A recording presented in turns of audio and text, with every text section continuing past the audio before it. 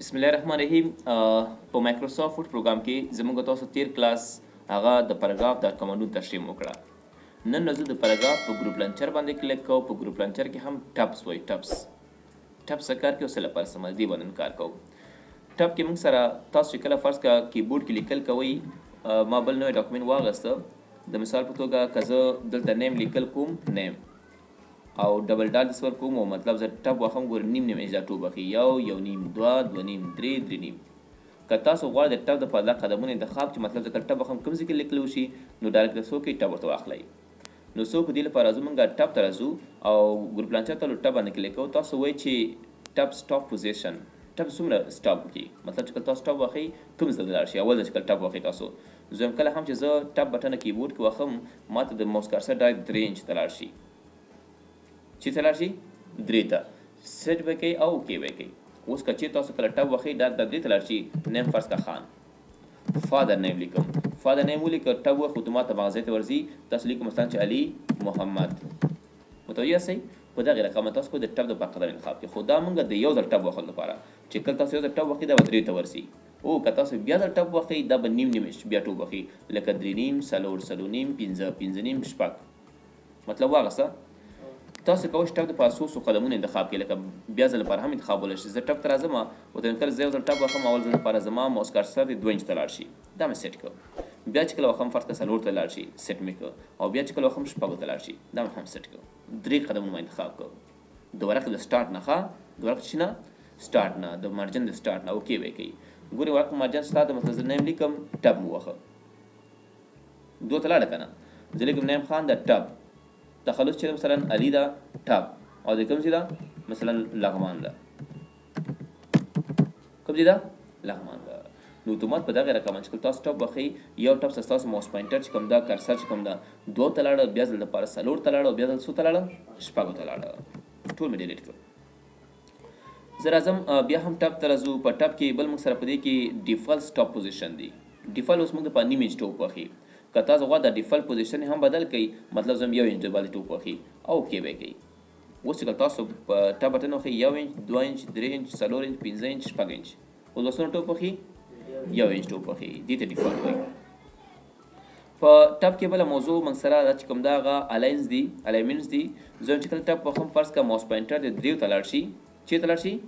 3 ته لاړ شي خو لیکل د لیفت طرف نه وشي لیکل کوم خانه وشي لیفت طرف نه وشي سیټ به کوي او اوکې به کوي. زه فرض کا مال ته ولګی چې نه ټپ مو واخه 3 ته خلاړه کنه خو لیکل به د چپ طرف نه کی چپ مطلب خې طرف ته روان وي د چپ نه خې طرف ته روان وي.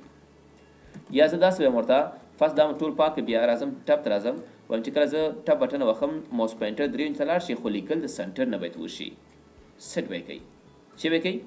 اوکې به کوي. اوس فرض زه نیم لیکم ټپ واخې 3 ته خلاړه کنه خو لیکل چې کوي د 3 نه دی خو لیکل کی مطلب دا 3 به سنټر پوینټ وي دا 3 به شي وي سنټر پوینټ مطلب دا به مرکز وي او دینه به خيو چپ طرف ته لیکل دي شیندل کیږي. بیا راځو ټپ ته راځو. په ټپ کې بل مصرفه سره چې 3 ته لاړ شي خو لیکل د رائټ طرف نه وشي سیټ به کوي اوکې به کوي. فرض کا ما نیم ولیک ټپ چې کله واخو نیم ولیک خو لیکل وس د خینه چپ طرف ته لیکل لاسي خینه کوم خاطر راځي چپ طرف ته راځي خینه چپ طرف ته لیکل لاسي په دې پوه شئ. بیا راځم ګروپ لانچر ته ټپ باندې کلیک کوو او په دې کې موږ څه کوم دا هغه ډیسیمل ده. ډیسیمل په دې معنی ځکه چې 3 ته لاړ شي خو کچېرې یو اشاریه د ترازی بیا د چې وشي دا مې هم سیټ کړ او اوکې مې کړ. ټپ تاسو واخلئ کرسر چې ته لاړه 3 انچ ته لاړه 3 انچ ته کرسر ته د فرض کا ما ولیک 2 اشاریه دا ګوره 2 ته سټاپ پاتې 2 چې ته پاتې دا سټاپ پاتې مطلب زمونږ د اشاریه پوینټ باندې دغه 3 ولاندې وي اشاریه د چې ته بوي د 3 لاندې بوي. او کته تاسو د څه کې فرض لام ډیلیټ ک بیا زم ګروپ لانچر ته او دې په ځوان فرض ک ټپ تر اعظم ورته سو کا ما ته فرض کوته چې تراشي خې ته تلاش مثال او بیا سیټ ک اوکې کی. اوس کله لیکم چې 2 اشاریه دا تاسو ګورئ اشاریه منډه کینس روان ده ډیسیمل مطلب دا چې زمونږ اشاریه د په کم پوینټ کې سټاپ ودرېږي مطلب پوه شئ. ل دې موضوع څخه وروسته یو بل مهم موضوع چې په ټپ کې موږ سره دغه دا چې هغه موږ سره لیډرز دي. لیډرز مطلب دا فرق زه چې کله ټپ واخم زما ماوس پوینټر د 3 ته لاړ شي خو دې سره ما د ډاټ ډاټ راکا او سیټ مې کړ او اوکې مې کړ. اوس وګورئ څونه ښه کار ده. نیم باندې ما کلیک وکړ دوه نقطې ورکړه ټب وښیي تو یا سې د کارتونه چې موږ جوړوو نو داسې نشان جوړوو یا فرض کړه زه فادر نیم لیکم فادر نیم ولیکه دوه نقطې ورکړه اتومات خپله به دا سیټ کې ځان برابروي درې ګول ورځي نه به ډېرېږي نه به کمیږي یا تاسو کلاس لیکئ او داسې ډبل ډاټ ورکئ او ټب علامه ووښئ او تاسو داسې هم کولی شئ پروګرام ولیکئ فرض کړه پروګرام دوه نقطې او څه نقطه زور داسې نقطه نقطه نقطه خو دا بیا مخکې راځي یا به وروسته ورځي خو دقیق نه راځي تاسو دا دقیق نه ده متوجه یاستئ کابل ډاټا کوم یاد مخکې زیات اشاره کیږي نو دې لپاره چې دقیق نقطې ته ودرېږي نو څه کوو ټب نه کار اخلو مطلب واغسته راځو ګروپ لانچر ته راځو زه وایم داسې نقطې ماته مه راکوه زما موس پوینټر درې ته لاړ شي خو داسې اوږد بار ماته راکړه کرښه ماته راکړه سیټ به یې کوي اوکې به یې کوي اوس وګورئ کله چې نیم لیکو دوه نقطې او داسې ټب وښیئ دې ته ټب لیډر وایي دې ته څه وایي ټب لیډر وایي داسې نښه ورکړه او ټب وښیئ اتومات درې ته ځان برابر چې خوای کرښه مطلب راځي مستقیم کرښه راځي په دې پوه شوئ نو دا موږ سره په دې ځای کې ټب خلاص شو